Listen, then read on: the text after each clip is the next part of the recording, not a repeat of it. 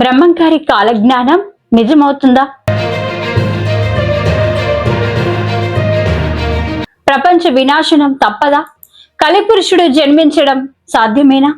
నాటి నుండి ఒక్కొక్కటి నిజమవుతూ వస్తుంది. చింత చెట్టుకు చిరుమల్లె పూలు పూస్తాయి అనే బ్రహ్మంగారి వాక్కు చింత మొక్క తనంతట తాను తిరుగుతూ సంభ్రమాచార్యాలకు గురి చేస్తుంది. భద్రాద్రి కొత్తగూడెం జిల్లా ములకలపల్లి మండలం సీతారాంపురం గ్రామ పంచాయతీ సీతారాంపురం ఎస్సీ కాలనీలో జొన్నలగడ్డ వెంకటమ్మ అనే గృహిణి ఉదయం లేచి వాకిలి ఊడుద్దామని చీపిరి తీసుకొని ఊడుస్తుండగా ఫ్లై యాష్ బ్రిక్స్ పక్కన ఓ చింత మొక్క కదులుతూ కనిపించింది. ఆ మొక్క పక్కన ఏమైనా క్రిమి కీటకాలు విషసర్పాలు ఉన్నాయా అని భర్త మస్తాను పిలవడంతో భార్యాభర్తలు ఇరువురు ఆ చుట్టుపక్కన చూశారు. ఏమి కనిపించకపోగా చింత మొక్క తనంతట తాను తిరుగుతూ విస్తుపోయే విధంగా కనిపిస్తోంది.